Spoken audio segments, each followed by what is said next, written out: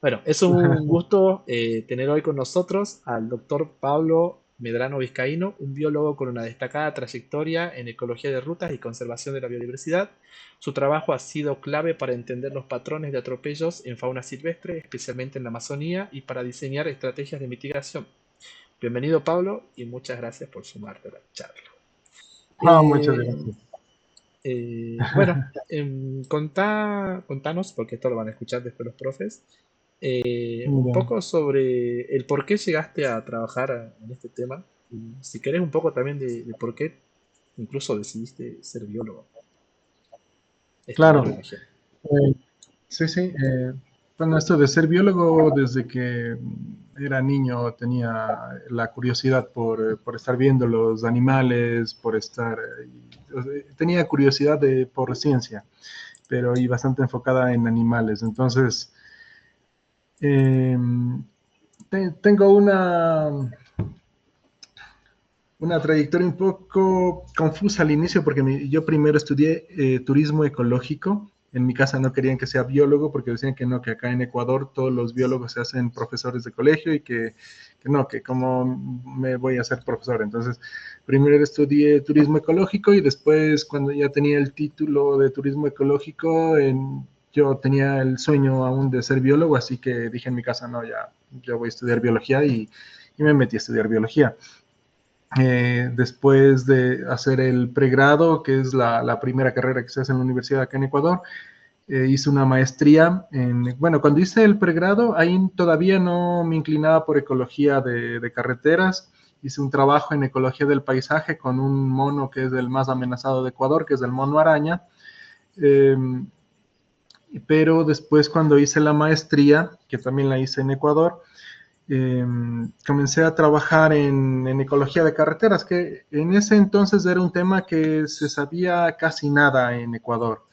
Así que era esta curiosidad de saber cuántos animales están muriendo en la vía. Siempre se hablaba de que sí, que Ecuador, un país mega diverso y todo esto, pero no se sabía del impacto de las carreteras. Entonces, posiblemente era un tema interesante, así que con mi director de tesis de ese entonces nos planteamos empezar en este tema y obvio, yo era novato, no tenía la menor idea de cómo hacer los recorridos, pero bueno, era ir aprendiendo en el camino.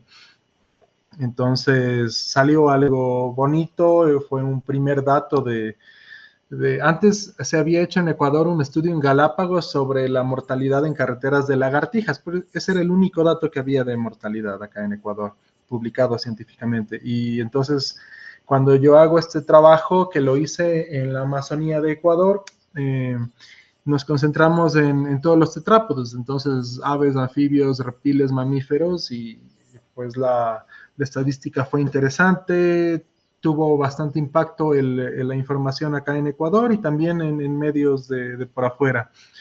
Siempre me quedé con la duda de que qué estará pasando en otras zonas de Ecuador, porque si en esta parte de Ecuador, que era solo 99 kilómetros en el oriente, en la Amazonía de Ecuador, encontraba tal tasa de atropellamiento que fue muy alta y que, como te comentaba, inclusive se encontraron especies nuevas de serpientes, se encontraban animales que son muy raros verlos. Hay unos que se llaman cecílidos, que son unos anfibios y que son rarísimos de verlos, pero los encontraba atropellados. Y así, habían algunos casos interesantes, así que me surgía la duda, ¿cómo tener datos a nivel nacional? Así que emprendí un proyecto de ciencia ciudadana en el que comencé por medio de redes sociales a dar a conocer que sí, que nos ayuden a que si ves un animal atropellado, que subas a las redes, que nos envíes un mensaje por WhatsApp y esto. Entonces comencé a hacer esto. Al mismo tiempo esto lo comencé a hacer cuando inicié el doctorado. Yo hice mi doctorado en la Universidad de Reading en el Reino Unido. Entonces, ahí el enfoque fue analizar, bueno, primero tener esta base de datos de que yo lo estaba haciendo como un proyecto paralelo a mi doctorado.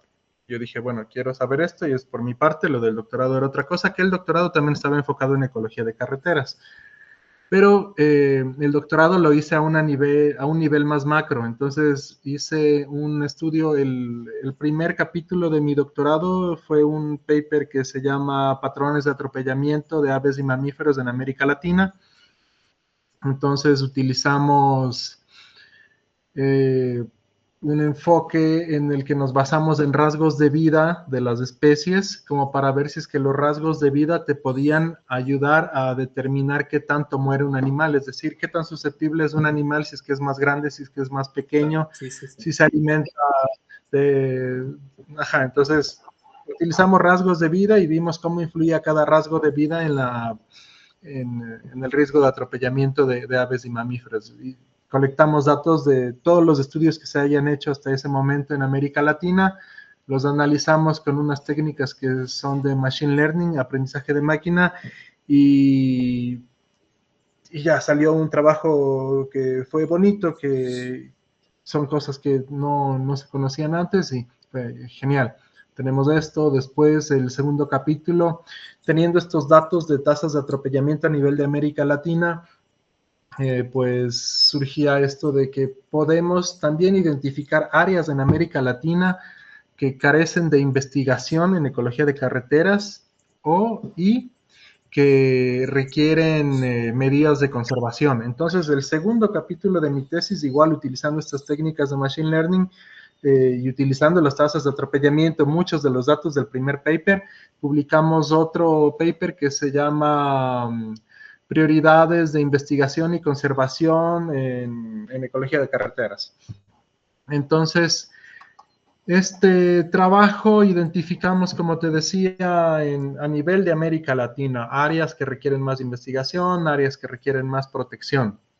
Entonces, fue algo bonito también, un dato que pensamos que sí va a ser útil como para tomar acciones a nivel de otros países y, y, que aparte que el enfoque también puede ser aplicado en otras partes del mundo y en otros grupos animales. El tercer capítulo me enfoqué en la Amazonía, era algo de lo que te había comentado antes, que cuando hice mi maestría fueron 99 kilómetros de área de estudio, pero en el doctorado, en el tercer capítulo, recorrí 240 kilómetros, porque me quedaba la duda de, creo que hay cosas interesantes, de otros animales interesantes ahí. Entonces, recorrí 240 kilómetros y ahí lo que hice fue analizar cómo influyen la cobertura de suelo en la probabilidad de atropellamiento de aves, mamíferos, reptiles y anfibios. Entonces, ¿a qué está más asociada la mortalidad de fauna dependiendo del grupo taxonómico en diversas coberturas de suelo? Entonces salían cosas un poco que uno se las espera. Por ejemplo, que la mortalidad de anfibios estaba más asociada a cuerpos de agua, la mortalidad de aves estaba más asociada a zonas con matorrales que los mamíferos en zonas boscosas, pero a veces este dato puede ser un poco, a pesar de que eran cosas interesantes, porque quizá, bueno, los mamíferos mueren más en estas zonas, los aves en estas zonas, pero aún así es un dato con una resolución no tan fina, porque dentro de aves, dentro de mamíferos, cada especie tiene requerimientos diferentes. Entonces es probable y es obvio que dentro de los mamíferos, no sé, pues la danta esté más asociada con un tipo de cobertura de suelo eh, frente a un armadillo que está frente a otra cobertura de suelo o una raposa, las didelfis, que sé que también hay en Argentina. Entonces, Sí, sí, sí. por ejemplo, las didelfis están más asociadas a zonas urbanas, que también pueden estar en bosques, tienen un espectro de hábitat más amplio, frente a otras especies que tienen estos requerimientos particulares, que solo están en zonas de bosque o solo están y en bosque bien conservado y cosas así. Entonces, ese es algo que nos quedó un poco como tarea pendiente, pero el problema es que uno no tiene suficientes datos a nivel de especie para hacer esto. Entonces, por eso en este capítulo lo que hicimos fue analizarlo a nivel de clase y para los grupos que tuvimos suficiente cantidad de datos, hicimos este análisis más fino, que lo hicimos para especies fosoriales, que era lo que nos llamaba la atención.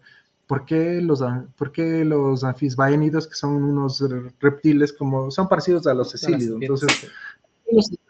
las serpientes ciegas. ¿Por qué los cecílidos y por qué los anfisbaénidos están muriendo? Es algo que nos llamaba la atención, si son difíciles de ver. Entonces, hicimos estos análisis también con características del paisaje, pero era porque teníamos una buena cantidad de datos disponible.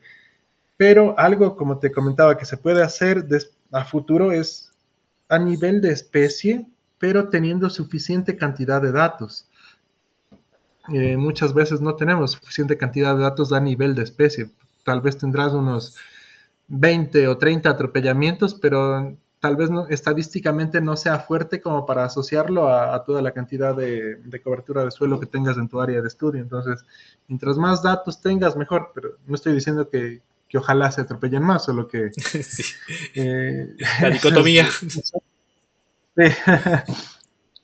entonces, ese fue mi tercer capítulo. Y mi cuarto capítulo, utilicé los datos de ciencia ciudadana que estaba colectando en mi proyecto paralelo.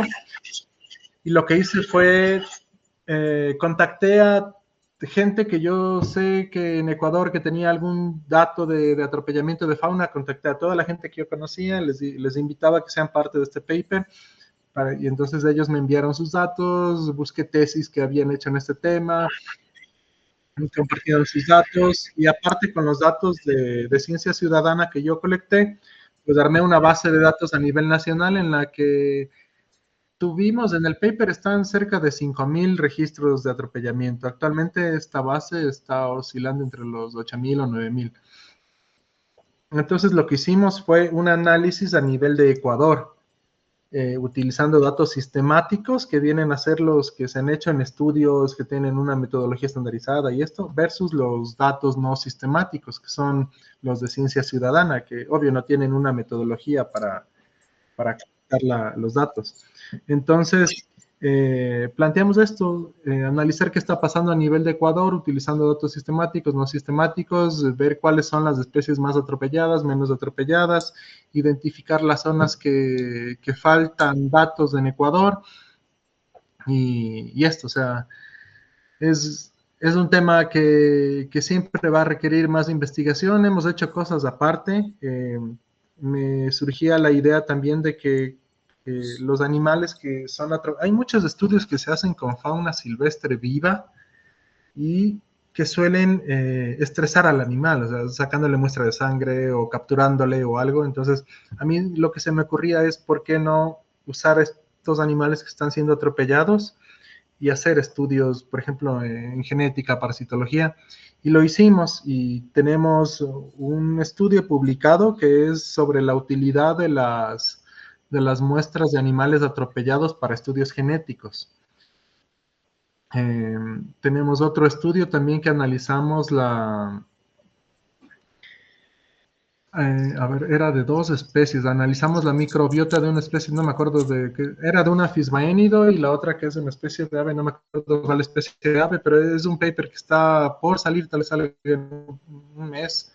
Pero entonces lo importante aquí es, si uno ya se mete a hacer estos trabajos, tratar de aprovechar los diferentes, porque esto de la ecología de carreteras te abre la mente con respecto a otras cosas que se pueden hacer, como esto que te digo, yo nunca me había metido con genética, pero me parece interesante y ya tenemos un paper con genética en parasitología y que igual no había incursionado en ese campo, pero hay cosas que se pueden hacer, entonces es un campo amplio que uno puede explorar, esto de las especies nuevas que te comentaba, ampliar la distribución. Tenemos un paper también que es sobre la ampliación de distribución de especies de serpientes que antes se conocían que estaban distribuidas en una zona, resulta que nosotros las encontrábamos atropelladas en otra zona. Entonces, son notas de historia natural que pueden ser importantes. Entonces, como te cuento, el espectro de aplicación de la ecología de carreteras es bastante amplio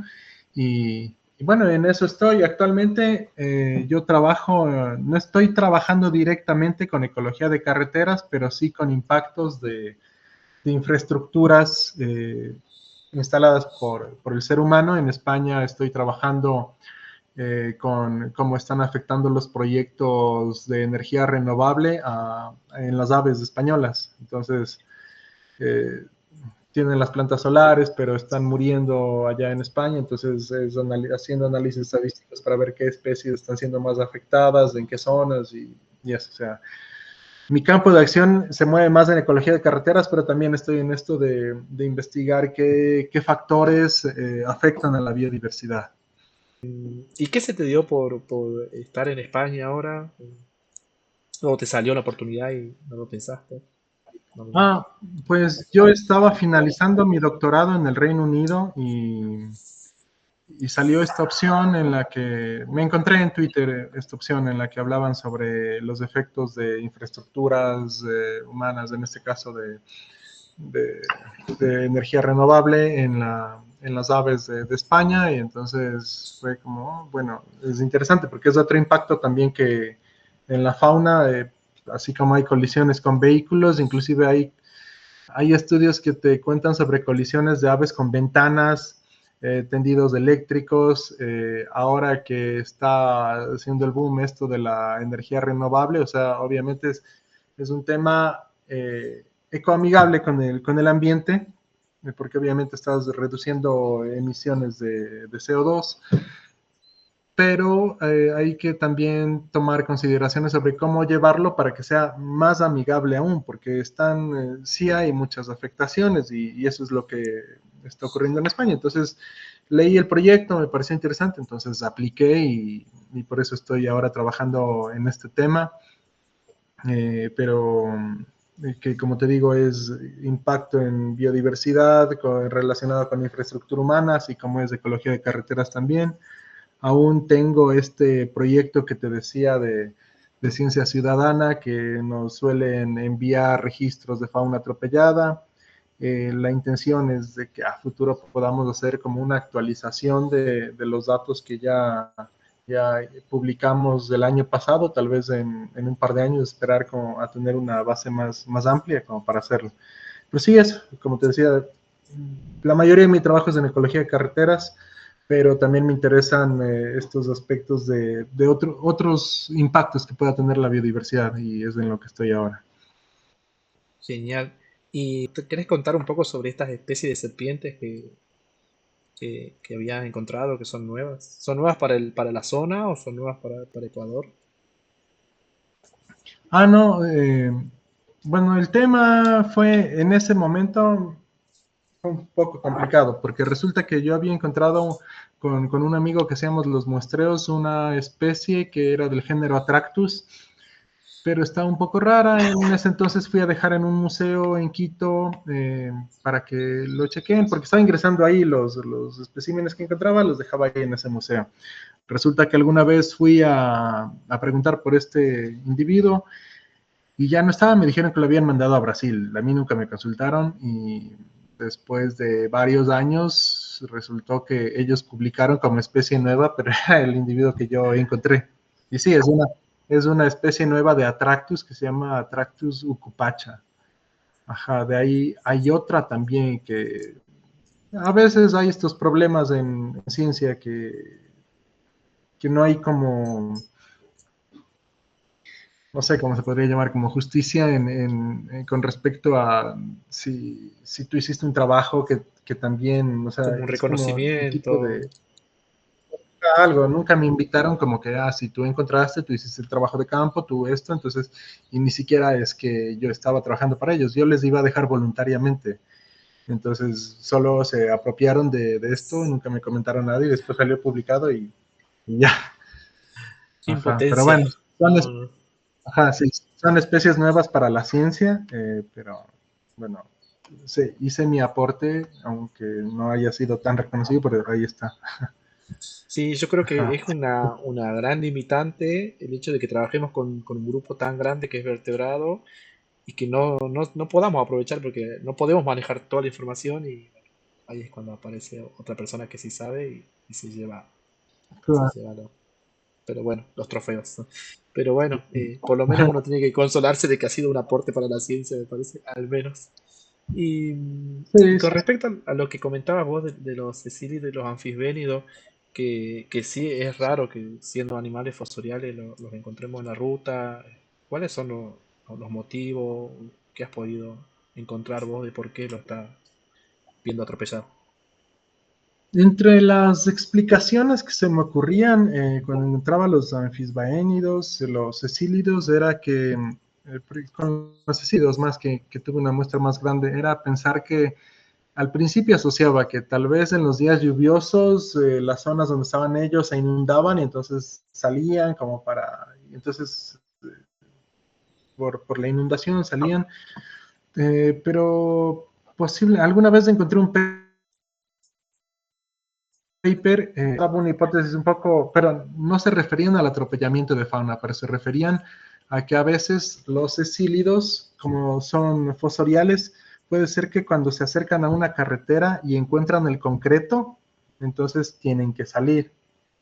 Entonces, posiblemente esa sea la explicación más plausible y creo que sí, posiblemente sea una combinación del clima con esto de que son fosoriales y quieren seguir avanzando y se topan con el concreto, entonces tienen que salir. Entonces, posiblemente sea eso, ajá. Genial. Sí, nosotros hemos encontrado, bueno, en el caso de los sapos, siempre hay cuerpos de agua cercanos, así que ese es un dato que también estamos tomando. Y por ahí nosotros, cuando encontramos las serpientes, por ahí estamos pensando que tiene que ver con el acercarse a tomar temperatura de la ruta. Y bueno, ahí lo están atropellando, pero no sé si es algo que podamos comprobar, es solamente una idea que tenemos. Pero bueno, también O sea, el tema de los hay, reptiles, digamos. sí, hay datos.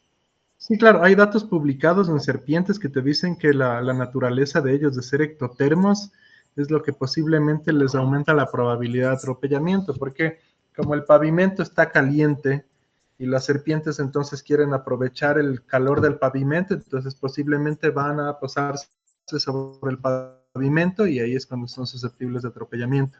Ajá. Sí, Pero sí, sí, sí. posiblemente si quieren hacer algún estudio así como más enfocado en eso, sí tomar la temperatura del pavimento y eso y mirar si se aumenta o no el atropellamiento, sería interesante, que no me encontrara con algo así tan específico. Sí, me parece que es demasiado específico porque hay que encontrar el animal atropellado también y que esté atropellado en el momento. Muchas veces encontramos pieles nomás, entonces no podemos decir Sí, nada sí, sí, sobre claro. las características. Pero no, sí, es como el campo que se abre con todo este trabajo es enorme, la verdad. Yo por Claro, ahí me se me ocurren desespero muchas porque ideas. me encantaría hacer tantas cosas que obviamente no sé hacer nada de esas cosas. Pero como que alucino, alucino, alucino. También yo soy muy de contar las cosas que hago a todo el mundo, entonces mucha gente ya sabe que estoy haciendo el trabajo y me empieza a llegar, che, encontré este animal, y también hice una aplicación, digamos, para que la gente pueda subir sus datos. En un principio la idea era poder hacer una comparación, decirle, bueno, yo con mis muestreos, con mi esfuerzo de muestreo y todo, encuentro estos animales y la gente de casualidad se encuentra alguna especie rara, algo que yo no estoy encontrando, en algún lugar distinto que yo no estoy muestreando. eh, Sí, pero sí, si llegas a encontrar mucho dato, también es como vos hiciste, otro trabajo más, digamos, para analizar. Ojalá que sí. Acá en sí. Argentina está la RANFA, que es la Red Argentina de Monitoreo de Fauna Atropellada, que ellas se encargan de hacer lo que vos tenías en Ecuador, digamos. Eh, que tienen Sí. todos los datos publicados en su página, etcétera, pero bueno, acá en Jujuy todavía no está arrancando Ya, con ya. nosotros. Y contame de tu trabajo, ¿hay algo de lo que vos digas, este es, de toda la información que vos encontraste, de todos los trabajos que publicaste, que son varios, digas, este es mi preferido, esto es lo que más me enorgullece, o sea, algún dato? Eh, sí, yo me siento bastante orgulloso del paper, el de patrones de atropellamiento a nivel de América Latina. Totalmente, Eh, sí, sí. sí, sí, sí, es que como es tan macro y representó un esfuerzo bastante arduo porque fue buscar datos a nivel de América Latina, eh, bajarme tesis, bajarme papers y estar pues leyendo todos esos papers y bajándome los datos y metiendo todo eso en una base de datos unificada. Entonces, requirió bastante trabajo hacer eso y sí, por la cantidad de esfuerzo que requirió es algo de lo que me siento orgulloso. ese trabajo, que fue netamente en computadora, porque para ese trabajo yo no hice trabajo de campo, pero pensando en aquellos papers que he hecho trabajo de campo, hay un paper que se llama Geografía, que fue publicado en el 2021, Geography of Roadkills, a ver, déjame ver. Es un trabajo que está publicado en Biotrópica y se llama Geografía de Atropellamientos. Ese fue mi primer trabajo. Es de geografía de atropellamientos dentro de los Andes tropicales del Ecuador. Entonces, de ese también me sentí muy orgulloso porque fue mi primer paper en este campo.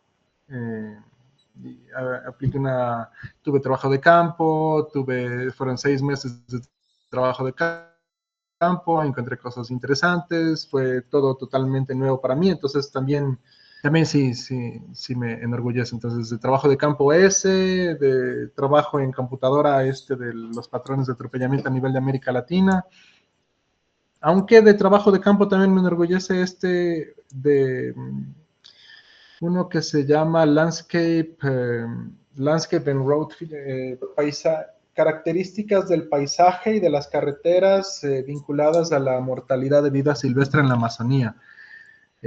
Es un trabajo un poco parecido a de la geografía de atropellamientos que fue publicado en el 2021, pero en tengo un área de estudio más amplia, como te decía, en el otro son 99 kilómetros, en son 240 kilómetros, en analizo otras variables, analizo también sinuosidad de la carretera, porque me entraba la curiosidad de si las curvas, si en zonas donde hay curvas hay más atropellamientos o en zonas donde son rectas. Entonces, como que amplié las variables como para encontrar más explicaciones. Entonces, sí, creo que esos 3 papers son los que más me llenan. ¿Y qué encontraste en eso de las curvas? Me re interesa saber. Si encontraste alguna relación o no con respecto a eso. Claro, lo que se encontró fue que los atropellamientos eran más probables en las zonas donde donde son rectas, y que tiene bastante sentido, porque claro, cuando son rectas, eh, por lo general la gente acelera el vehículo para ir más pronto, entonces si vas más rápido tienes menor chance de reacción ante un animal. Y claro, es lo más lógico, y eso nos salió, que era más probable el atropellamiento en rectas. Cuando hay una Sí, curva, obviamente la gente frena y tienes más precaución y eso, pero ajá, sí, sí. genial, genial. Sí, sí, acá Jujuy, sí, todas las rutas son muy sinuosas, así que Sí. sí, me reinteresaba ese dato. Y una pregunta más, con respecto al paper de América Latina, ¿cómo hiciste para homogeneizar toda la información? Pues yo estuve leyendo unos cuantos trabajos acá de Argentina. Mi idea era hacer como una tabla de especies, como para ir avanzando en lo que después puede ser la discusión de la tesis. Y decía, bueno, voy a hacer una tabla de todas las especies que se encuentran atropelladas y voy poniendo como si se encontró dentro del trabajo o no. Así me quedaría como viendo Ujú. cuáles son las que encontré solamente yo. No, Sí. avancé con 6 trabajos y dije, no, no, no, me parece que va a ser el trabajo ideal. ¿Cómo hiciste vos? O sea, ¿el problema que te daba era porque tal vez estaban otros nombres científicos, o cuál es el problema que te daba? Sí, sí, sí, total. Total, porque ahí tenés que empezar a buscar. Sí. Sobre todo me daba Sí, en los espacios donde me daba solamente género, por ejemplo. O si el nombre científico ha sí, cambiado actualmente. En el caso de los claro. anfibios, cuando se cambió todo lo que era bufo, que ahora es rinela, que se desperdigó por todos lados. ¿No? Dije, no. Sí, sí, sí. Claro, eso fue un factor que sí me puso a pensar bastante en cómo hacerlo, pero para ese trabajo solo consideramos los individuos que habían sido identificados a nivel de especie. Entonces, esa fue una manera de homogenizar, aparte que tienes otra limitante que es lo que decías, que la taxonomía puede cambiar. Entonces, para esto lo que hice fue, eh, en la IUCN ahí tienes el nombre científico. O sea, primero homogenizamos para los nombres que están en la IUCN, porque hay veces que tienes un nombre en una zona, otro nombre en otra zona, pero lo que hicimos fue estandarizar a la nomenclatura de la IUCN. Y lo bueno es que en la IUCN también tienes un apartado que dice sinónimos. Sí. Entonces ahí te comenta esto, esta especie antes era tal y ahora es tal. Entonces hay un paquete en R que te ayuda con eso. Entonces Ah, fue sí. esto de homogenizar, estandarizar la taxonomía y, y así hacerlo. Aunque siempre vas a tener una limitante porque obvio tú no eres la persona que está haciendo el trabajo de campo, tú no te puedes fiar de que identificaron bien.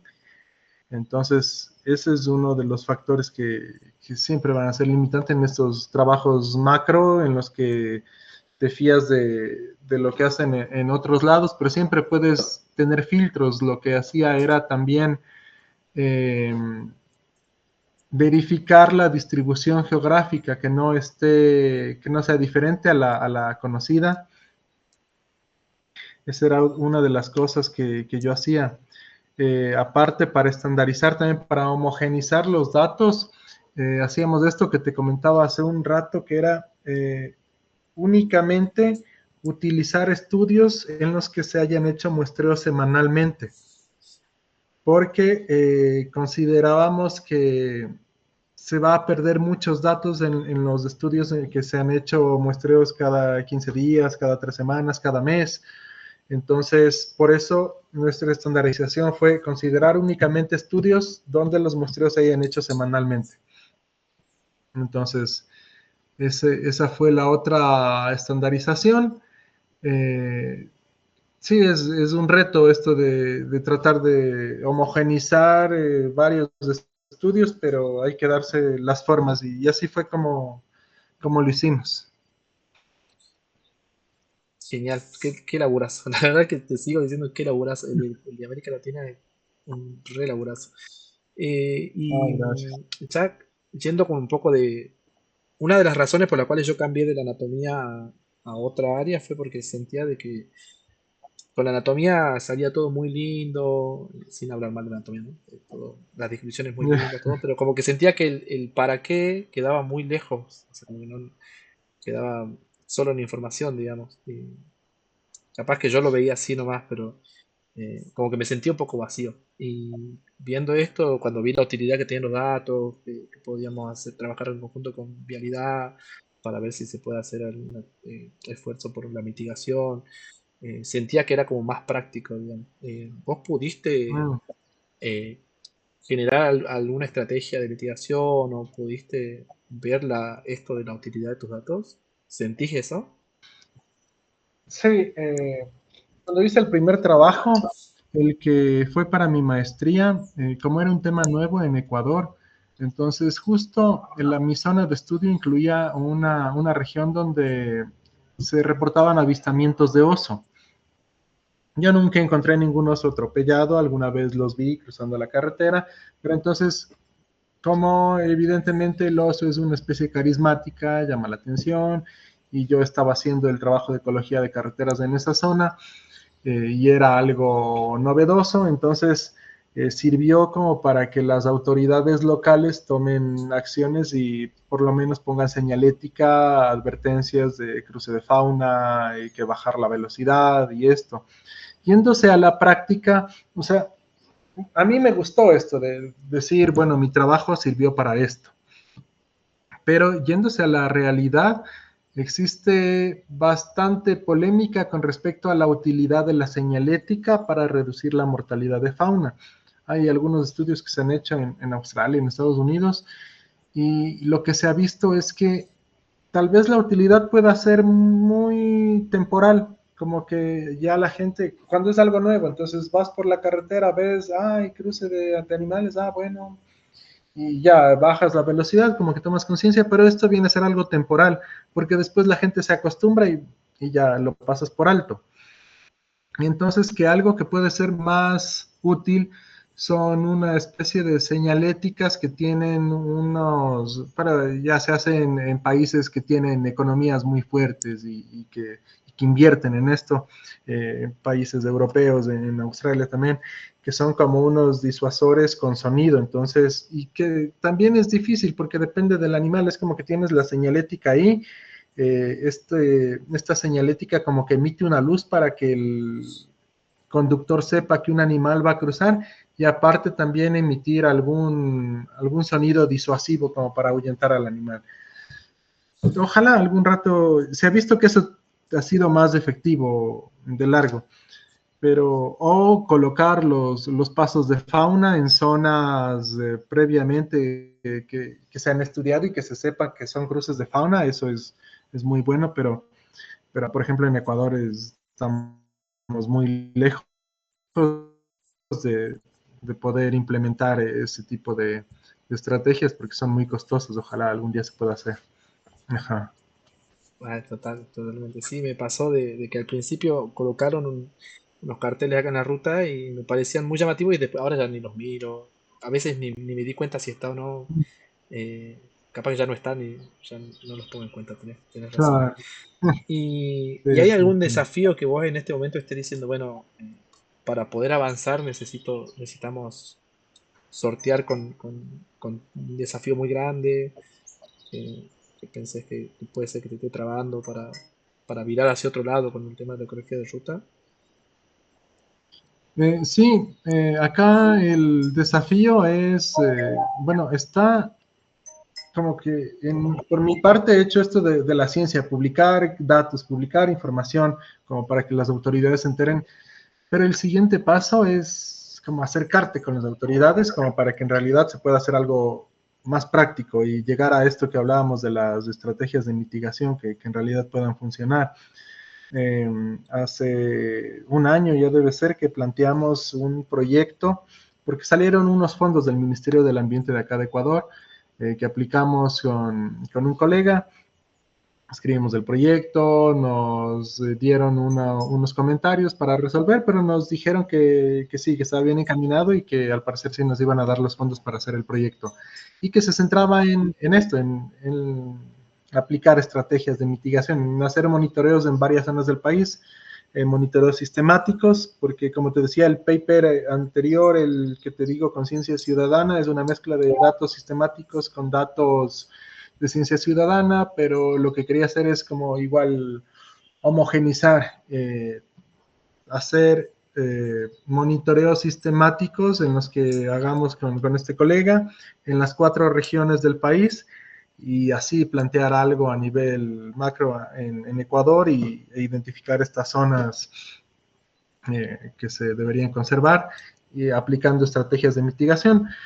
Pero la situación política acá en el Ecuador es súper complicada y cambio de autoridades. Creo que en los últimos 2 años han habido unos 4 ministros de ambiente, entonces el proyecto pasa de uno, va a otro, va a otro, va a otro. Ahora no sabemos en qué ande eso. Entonces, sí, el reto siempre va a ser el ponerte de acuerdo con las autoridades que son los que toman las decisiones, como para que las ideas que tienes y lo que les cuentas se convenzan y en realidad te crean y puedan hacerlo. Y obviamente siempre el financiamiento es una barrera. Sí, sí, sí. Actualmente, bueno, acá en Argentina ni hablar. Ese es uno de los grandes problemas que tenemos, pero bueno, por ahora mi director me dijo, "Vos enfocate en conseguir los datos y después vemos". Así que bueno, sí, sí, es un re desafío y el tema de uno puede conseguir todos los datos muy lindos, pero hay que llegarle después, como vos decías, a las autoridades y hacerle sentir realmente que hay que hacer algo, porque si ellos no lo sienten, no lo hacen y se queda ahí. Es un problema grave. Ah, sí, sí, Eh, sí.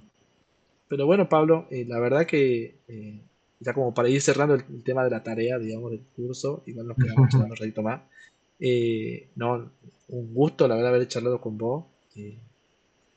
Qué bueno que respondiste y bueno, desde ya que podemos charlar, te voy a estar escribiendo para pedirte ayuda con otras cosas.